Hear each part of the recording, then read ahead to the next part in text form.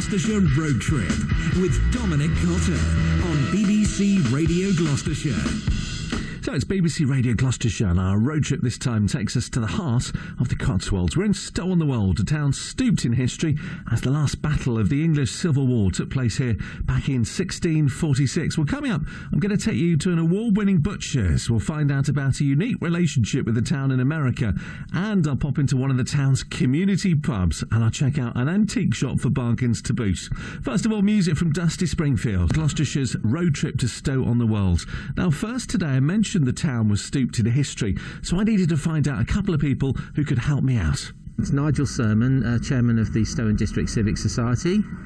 And I'm Tim Norris, Vice Chairman. Now, Tim, is it true that we're at the highest point in Stow? Not quite the highest point in Stow, but in Stow we're in the highest town in the Cotswolds. Well, that's true, isn't it, Nigel? It is, and you can tell by the cold up here, can't you? It does go. It said that, what is it again, Tim? The cooks can't cook up here because it's so high and so cold. Stow-on-the-Wold where the winds blow cold and the cooks can't roast their dinners. That's what I've heard. What brought you to Stow? Oh, too long a story. We just ended up here by chance, and we were looking for somewhere to rent, and we went to the tourist office when we ran into Veronica Woodford, and she was so helpful. And then somebody came and said, "Oh, you can rent my cottage, and oh, don't worry about who you are. You know, you look honest." And everybody was so friendly. You walk out, and everybody says hello, and you don't know who they are. How many years ago was that then? Oh, that was 10 years ago. So you've been here for 10 years. What about you, Nigel? Well, I've been here for 10 years as well, so we're fairly new interlopers compared to a lot of people. Yes, I came out from London, so I'm out of towner, and we used to come up and walk around the Cotswolds a lot, and we were just drawn to the area, and we ended up here, and we love it. One of the things about Stow, you can't come and live in Stow and not find out a little bit about its history too. Well, yes, it was the Civil War partly that attracted me. I've always been interested in the Civil War, and when I last lived at Farringham, was very, very good stories there about the Civil War. But it wasn't just that; it was the whole history of the town, and the fact that it's set away from the main road, and you walk up here, and even in the evenings, it's lovely. It's people walking around, and the lights are on, and the pubs are open, and it's a very lovely place to be. It never gets crowded, however many visitors you get. It never seems to be pushing you off the pavement, and my heart lifts every time I come up to the square. Well, that says it all, doesn't it? Well, it does. And I'm sorry you weren't here last Friday because we had another bit of a coup. One of our speakers here, Howard Robinson, who, as a friend of our society, is actually the 9 times removed grandson of Oliver Cromwell, so he gave us quite a cracking talk, and that raised quite a lot of interest in the hall. But yes, the history draws you in, and there's more to learn, and I'm sure as we go around the town we can point out a few things to you. Not often a relative of Oliver Cromwell rolls into town, is it? Well, he came under the cover of darkness, being a royalist town. Yeah, we're standing outside the library at the moment, and it's more than a library, it's a little bit of a tourist information centre as well, isn't it, Tim? Well, it's had to move in there. Yes, we've had it in various places, and unfortunately it's not manned all the time, and of course the library is closed Thursday afternoons and Saturday afternoons, but we need a tourist information centre. We can't do without one, and that's the best place for it at the moment, and nobody can offer a place in the shops. Well, when you're walking along the main square here and you've got the White Hart to the right of you and you've got Hufkin's tea shop to the left of you, you can't help but notice that building's wonky.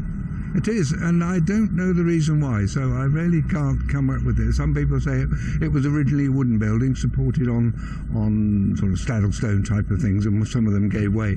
But why they left it like that, I do not know. They just built stone around it, and perhaps. But it's it's quaint, and it's all level inside, so there's no problem. Unlike the old stocks, before this was done up, it was all floors all over the place. We don't want that building straightened, do we, Nigel? No, it's the character, isn't it? Like a lot of things around the home, it's part of Stow, really, and we want it to stay. Well, we've arrived at the stocks, and I suppose in many ways they're the sort of character of Stow, aren't they? The fact that you can see stuff like this still out in the square. Yes, I think historically though it's moved around a little bit on the green here, and one of our Civic Society members has got an excellent montage of pictures of these stocks on our website, and they used to roam around under one minute they were under one tree, then under another. They're not actually the original, but they look as though they probably were. They've seen a lot of action, I think. Yeah, it says 1905 to 2005. Oh, is that the Rotary Club? Oh, it's the Rotary Club, isn't it? Yeah, well, I don't think those stocks are used anymore, but you can certainly get you get the gist with them, don't you? It gives the visitors an awful lot of pleasure just sticking their feet through, and of course they are stocks, and not, some people call them pillories, because pillory is where you put your hands and your head through, but these are for the feet, and they're really just for people who misbehave in the market, or who are dishonest traders or something like that. They say the last person was a profane dyer from Nailsworth. That's reputed to be the last man that was punished by being put in the stocks. Stocks and shares, eh? Yeah, well, they've certainly acted as a deterrent. I don't know against which one, but... That was Tim Norris and Nigel Sermon from the Stow Civic Society. Music now from the Four Tops. BBC Radio Gloucestershire's road trip to Stow. Now, you can't miss the town's history when you visit here, from the stocks in the marketplace to the history of St Edward's Church. And if you're into antiques, then it's the right place for you. I went to one shop which is very much keeping it in the family. My name is Sean Clark. Hi, I'm Sean's brother, Simon Clark. Tell me a little bit about when you guys took over the business. Well, we took over our father's business in 1998, and we specialise in campaign furniture. What's campaign furniture? It's antique furniture which was used by soldiers and people travelling around the Empire, so it's made to dismantle and smaller so it can pack away to be moved about. And Sean, is it quite sort of bespoke? Some of it was bespoke, but certainly by the mid-19th century there were a lot of specialist makers who were producing set groups of items for people. The thing that most people would probably recognise is a campaign chest, very square, brass bound, flush handles, packs away into packing cases nice and easy. Can you show me around, you think? Yes, come this way. This is a top-end campaign chest, made in walnut. It's got a secretaire drawer to the middle, so you could put away all of your uniforms and socks and all the rest of it, but at the same time you could write your dispatches. That's a very nice piece. How much would that cost? I can tell that's a quality piece now. Well, typically our campaign chests run from about 2,500 up to about 5 or 6. This is a top end one in walnut, and you're looking at probably about 5,500, maybe just under. Are you getting foreign buyers as well for some of this, Simon? Yeah, quite a few. Yeah, we sell, because we're so specialised, it's a sort of global market for us, so we sell to America, Australia, South Africa, all over the world, really. And you two have to get on your brothers, for goodness sake, don't you? Well, we do have to get on. But, when you're in business and there's money involved, it puts a little bit more pressure on you, but no, we work very well together. We both bring different things to the business. So it's a partnership, isn't it? Yeah, that's right, yeah. You must have some fun. And where do you get all your pieces from? We buy all over, really. We buy from other dealers, a little at auction, and we get offered things privately as well. We had a wonderful campaign bed we recently sold, and that came from a large estate country house in Norfolk. So, yeah, all over. I see you've got some Princess Mary boxes there. They date what, from the First World War? Exactly, First World War. Most of them were given out at Christmas 1914. This set that we've got in front of us are quite interesting because they were given out New Year's 1915. They were supposed to be given out then. They were part of a much larger box which was never sent out. A colleague of ours bought a box which had 72 unissued Mary boxes in. He wanted us to sell some for him, so these ones were never issued to the soldiers, so they're mint condition. I was going to say, because I bought one that's nowhere near as good condition as that. There are plenty of them around, but they're still nice to have. I've got mine on my mantelpiece. Well, they're super things. And interestingly enough, actually, I don't know if you spotted it in the window, but they do a modern version of it, which we're advertising to send out to soldiers. So you can see these, they look like little ammunition cases, and they produce these every year, and they've got beanie hats in them and playing cards and mugs and sporks and things like that. And there's a charity that sends those out to soldiers who are overseas, give them a little Christmas present. I know you're very involved in life here in Stow and in a sporting sense as well as an antique sense. Yeah, I'm chairman of the Minis and Juniors section of Stow Rugby Club just down the road, and also proud coach of the under-13s. How are they doing? Doing all right. We're having a good season. Players developing well, getting stronger, and that's what it's all about. They've got to enjoy their rugby and learn the core values of the game and improve as they go on. And how would you describe Stow as a community? It's a great community, vibrant, lots going on. If you live in a town like Stow, there's always something you can do. If you're interested in sports, then the neighbouring towns offer the sports that this town doesn't offer. Lots of good pubs, of course, very important in a town. It's a big attraction to a lot of people. But no, it's a nice community feel. Sean, tell me a little bit about this piece behind the glass. This is a scratch-built ship's model of the SS City of London, probably built by a sailor who worked on the ship, and he would have used whatever he had to hand. Simon, what an armchair that is. Isn't that great? That's about as good as you can get for a Regency armchair. It's also a campaign chair, so it looks exactly like the domestic equivalent of the period, but this one, as you can see from this design, actually with loosening off the legs and some bolts in the back, completely flat packs. You don't want too many customers taking a seat on that, do you? And they'll never buy anything if they get too comfy. It's very comfortable, and we'd like to find a good home for it. But it's about as good as it gets. I'm sure your father would be very proud of his two sons to be keeping the business alive. Yeah, I think so. I think, yes. Yeah, we've taken the business in a different direction because he sold works of art and furniture, high-end furniture, and we're doing something a little bit different. I'd like to think, in a way, we're bucking the trend. We're selling really interesting antiques which have got a really good history behind them, and some of the designs are just really clever and inventive. I think it's a bit like vinyl. Don't get rid of your vinyl. It's definitely coming back. I kept mine, and I think we won't mention any makes, but Flat Pat, it's not going to be around forever, is it, Sean? I don't think so, no. Well, the quality's just not there, you know. I mean, MDF is not the easiest thing to repair, whereas a nice bit of oak or mahogany, go to a good furniture restorer and you can repair it easily. Well, that was the Clarks brothers who run Clarks Antiques in the High Street in Stow, very much keeping it in the family. It's BBC Radio Gloucestershire's road trip to Stow. Coming up, you'll find out about residents who've made a community quilt and sent it literally across the pond. First, though, music from...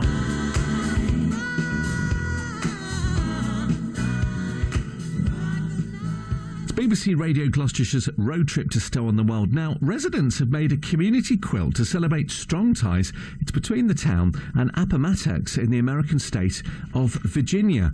It's been sent to the town because Stow staged the final battle of the First English Civil War in 1646, and the Battle of Appomattox Courthouse was the last in the American Civil War in 1865.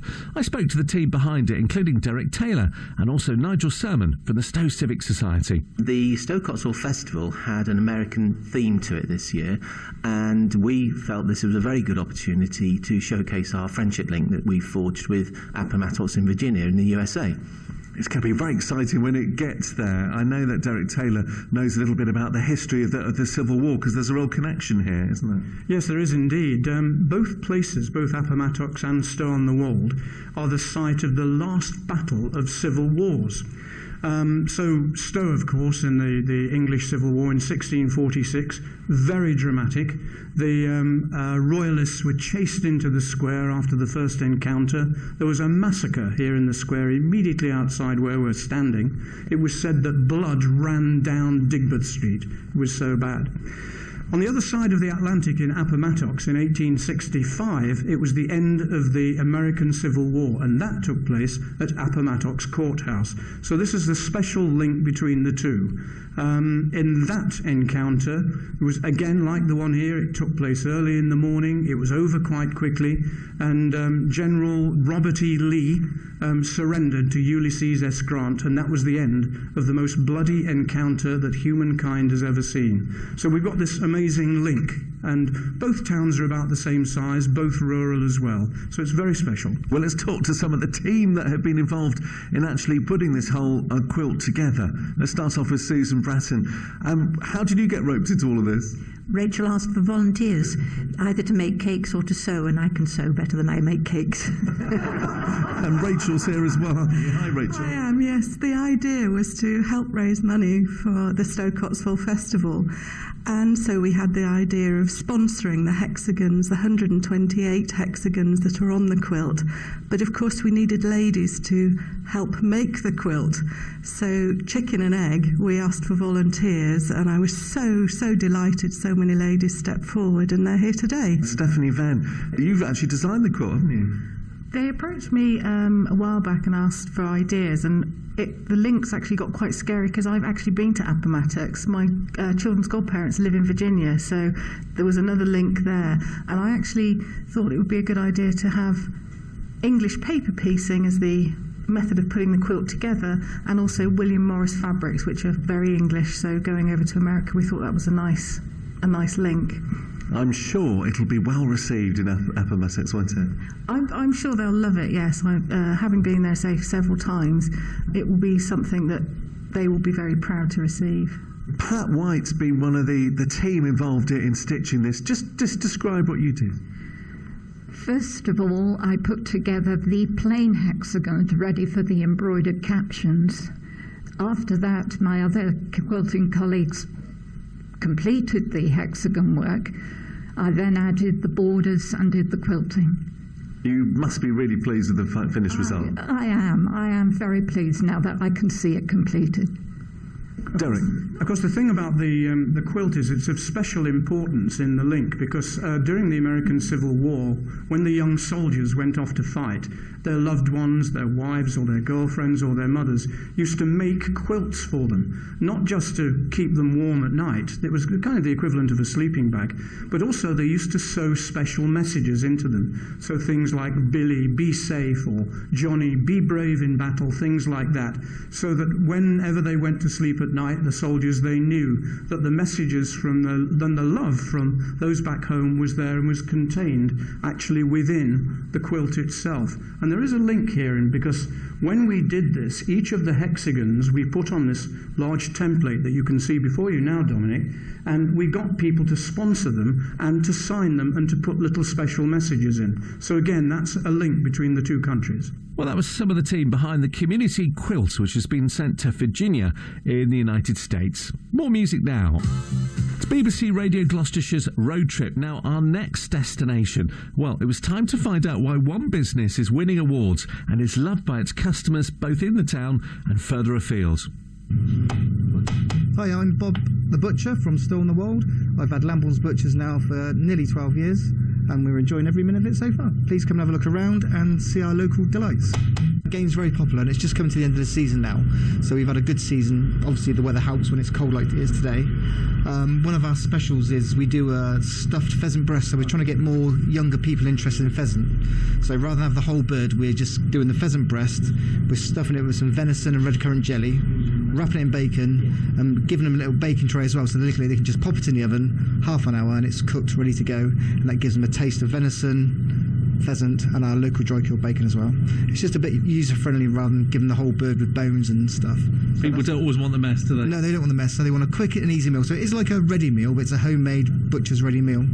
So, well, it's all about kind of education, isn't it? Yeah, definitely. I mean, we're trying to educate the younger generation how to not cook properly, but use the right products. How long have you been in business for then? I've been in Stow now for 12 years. Really enjoyed it, and I've done my education in Oxford Cover Market years ago. Started at 13 as a Saturday boy. I know it well. You know it well, yeah. Lovely old place. So that was a really good education. I was there for 20 years learning the trade. Then I come over to the Cotswolds and helped the old guy that used to work here, Mr. Page. And from there, I just carried on the business, and we've ran the shop the traditional old way, because that's the way I was brought up and trained. So we've just carried on those traditions with oxtail, ox cheek, anything good and wholesome, belly of pork. So we just run it along those lines all the time. Where'd you stand on haggis? Funny enough, it was really popular this year, and we sold a lot of haggis stuffed in legs of lamb, which we had 6 requests for, which was apparently, I didn't try myself, but really popular. So haggis stuffed inside of a leg of lamb. Went down really well, yeah. Oh, lovely. I hear that Jan's pretty good when it comes to winning competitions. What's that about? Yeah, she last year, she's tried for the last 4 years. We've had a bronze and silvers. So last year we won 3 golds and 2 silvers, and that was Phil Vickery doing the judging on that one. So we had our traditional old spot pork, we had our Lincolnshire, we had our Gloucester ones with chive. That went down really well. And she's worked hard over the last 4 years, so fair play to her. She deserved it in the end. Yep, definitely. And of course the Christmas tree competition. Oh yes, don't forget the Christmas tree competition. Very, very popular. Again, that was Jan's work again, and her mum. She's tried for like 3 years now, so it was 3rd time lucky. Yeah, brilliant. And we had a good idea of putting the tree in the shop so people could actually come and see it after the event as well, which proved really popular as well. So, what was this about the pink sausages? Oh yes, the pink knitted sausages. Yeah, a lot of ladies didn't want the recipe for the sausages; they wanted the knitting pattern for the sausages itself, sort of thing. So that was really good. Also, what we've got coming up soon is obviously everybody knows is the Cheltenham Festival. So for that one, we always make a traditional Irish sausage. So it's Gloucester old spot pork, Guinness, and black pudding, all mixed together, a few herbs as well, and that goes down a treat for the festival. We normally make it just during the Cheltenham week itself and the November meeting, but again, that's really popular. Well, I'm going to have to come back. When's that going to be on sale? You can't beat Guinness in a sausage. Guinness in a sausage, perfect. That will be on the week before Cheltenham, during Cheltenham week and the week after. And if you want to come and sample anything, just open the fridge and you can smell the delights of the Guinness and the pork mixed together the week before. You must have some fun, you, Jan, and Phil here. Oh, it's great. I mean, we try a lot of different things. We have a great local support, which is really, really important to us. What I love about it in here, Bob, you've got the condiments, you've got the veg, you've got your whole meal here. When I'm out and about in different shops, I sort of eye up different things. I'm thinking, hey, maybe we could try it in my shop. So we just try to accommodate, what everybody wants, really.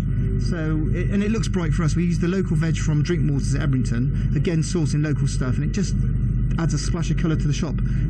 You've got coconut milk. You can even sort yourself a curry out. Yeah, that's a Thai curry, coconut milk as well, lemongrass and stuff. So yeah, anything we can add to the shop that helps, we're trying. Yeah, definitely. Do you still deliver on a bicycle, you butchers? A van now, unfortunately. Yes. But we do local deliveries. We've got a lot of elderly customers that we drop down to, once or twice a week, which we don't mind. It's just around the corner, so that all helps as well. It's good customer service. I normally run I run my business on the lines of I treat myself like a customer, so I know exactly what the customer wants to be treated like. So every morning we set the window up, we're looking at ourselves to think, if I was a customer, is that good enough? And it is normally good, so that's the way we run the business. It looks nice and tidy, I have to say. Well, that's probably Jan, the woman's touch in the shop as well, but yeah, no. A tidy shop, a clean shop and a healthy shop, that's what we need. And of course, you've got your certificates in the window. You're an award winners, aren't you, here? Oh yes, that's all the Gold Sausage Award winners there. And a couple of years ago, we won the Countryside Alliance Award for the best butcher shop in the Midlands, basically. So it was voted by the customers and people online. So that was a real coup. Real coup. Yeah, real coup, because it was the best shop in the Midlands. So yeah, it was good. Really, we was really pleased with that as well. So. All right. Out of everything you've got here, what do you sell out of on a Saturday? It's got to be the wheels. We call them wheels, but they're more like a parcel. So the lamb and mint wheels, the venison and red currant jelly, and the beef and horseradish. So normally, if people are in a bit of a rush on a Saturday afternoon, they want something quick for tea, that's the one that goes. If I was a butcher, I would just stick something out the back for myself, make sure I was all right. Can you do that or not? We can do that, but the best thing is when you put that back, somebody wants it, so it comes back out again. You can guarantee, if you see 2 nice pork chops or at the end of a run, you think, that'd be lovely for my tea, but you can guarantee before 5:30 someone's going to ask that, and you have to give it away. And of course, if somebody says, you got any pork chops left, and you've put some round the back, and they'd know if you were telling porkies, wouldn't they? They would know. I would go bright red, and I would just give the game away straight away, so they would definitely know that, yeah, definitely. That was Bob the Butcher from Lambourne's, who've won all sorts of awards for their meat. It's BBC Radio Gloucestershire. Well, from food to drink in a moment, when I chat to the landlord of the Queen's Head, which is a real community meeting place for groups in and around the town. And in a moment, I'll chat around the table to some of those who meet up in the pub for a regular catch-up. First, music from Diana Ross.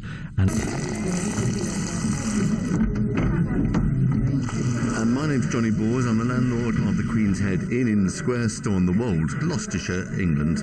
Everybody I talked to said this is the proper pub. Well, it's sometimes slightly improper, but that's what a pub should be. It's the effect of alcohol on people and these mind-changing drugs they drink.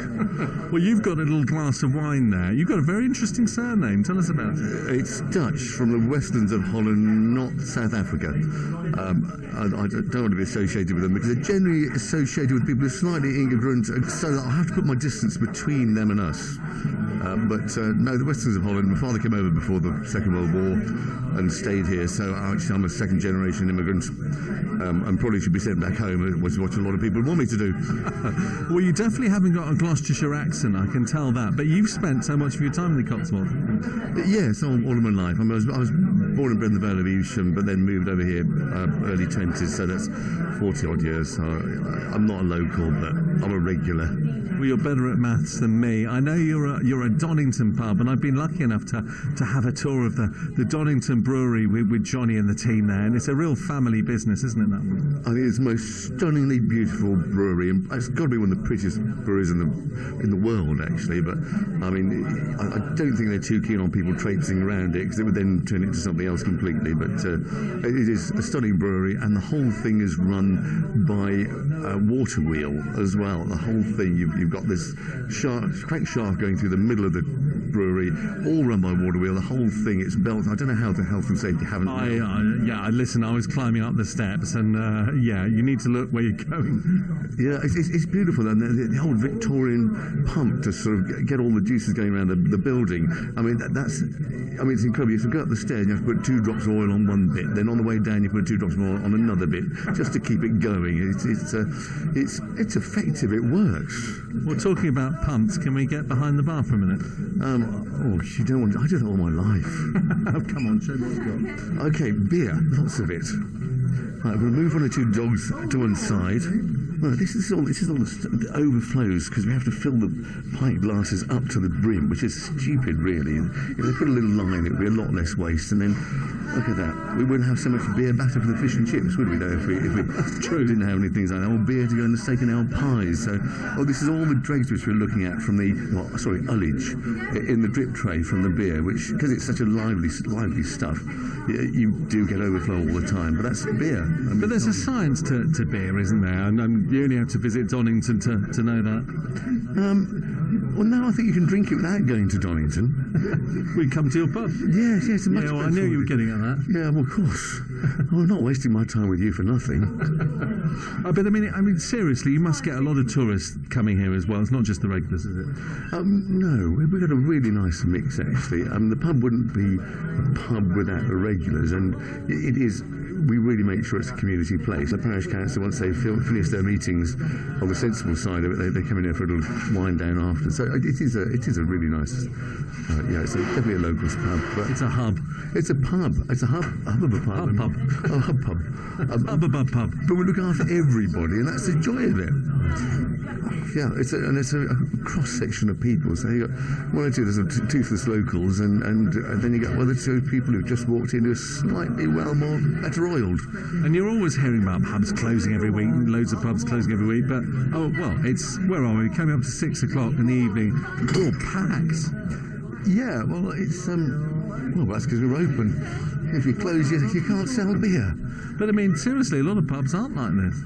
No, but there's a lot of places out in the middle of the sticks, and you've got to work hard at a pub. You've got to give to it. You can't just expect people to walk through the door. I'm bit by bit putting nice old bits of furniture back in, and getting it to be a proper place, putting a nice bit of energy, but I don't want to take away from the essential pubability of it. It's got to stay proper. You were saying that you worked in Manchester and places, but you wouldn't go back to Manchester, would you? The only reason I went there was to leave it, actually.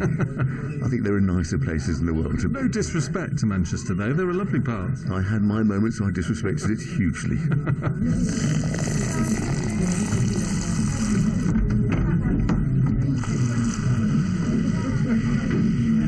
Now that's a proper ball. Oh, thank you. Actually looks like one too, nearly. I must try harder, get more brownie points next time. Well, that was Johnny Bower, the landlord of the Queen's Head in Stow-on-the-Wold. Up next, you'll hear from some local people who use the pub as a bit of a meeting place, a bit of a get-together. It's BBC Radio Gloucestershire with Dominic, Cotter, our road trip in Stow-on-the-Wold. Music now from Take That and Back for Good. Ed Oles with me, who's a town councillor, involved in rugby as well. Brian Honus and Mary, very much involved in the music scene in Stow. David Morris as well, the church warden, and the Reverend Martin Short, who's been here for around 4 years. Let's start with Ben. Tell me a little bit about life in Stow, if you would. I think Stow's a typical Cotswold market town, going through lots of potential changes at the moment with people wanting to build all sorts of things here. We've got quite an ageing population. It's a very attractive place for older people to retire to. And these maybe cause problems for the town itself. In what way? Well, we've got care homes that are being built here, and we are finding really that actually as a percentage of the population, there's probably 36%, I think, who are over 60. So we are finding that we are Stow-on-the-Old, if you like, as well as Stow-on-the-Wold. Oh, that's a good point. And it's very difficult for younger people here. Average earnings are the lowest in the Cotswolds, 18,600, and there's no way that they can afford to buy anywhere. And in fact, we are, as part of, we found out from research on our neighbourhood plan that there is a need for 27 new homes for people who can't afford homes in Stow, if you like. So we're in the process of setting up a community land trust, hopefully to meet some of that need. Well, really interesting and lots of challenges. Let's bring in Reverend Martin Short from St Edward's Church, and I suppose you've been here a number of years, and you talk to people about all sorts of subjects, don't you? A huge number of people in Stow, and a huge cross-section of people, many different walks of life. Yes, a great community. Of course it is, and of course the church is pretty vibrant. You try and get people there, don't you, with all sorts of different events here? A lot of people come to church Sunday by Sunday simply to be part of a community together and a community of faith. But we're also a community church, and we look outwards. The clergy are in the schools, the clergy are in the care homes, the clergy are even in the pub. Oh, well, there's nothing wrong with that. And the Queen's Head, and this is a proper pub, isn't it? Yeah, it is a proper pub. It always has been in my lifetime. There's been various landlords. Johnny at the moment is quite good, and here we are early in the evening, and all the old boys are in having a drink at the bar. There are some younger ones or twos as well. Well, Johnny's very good. Johnny, yeah. He's a very good landlord. You heard there from the Reverend Martin Short. David Morris is a church warden, and well, you're here to support the vicar, aren't you?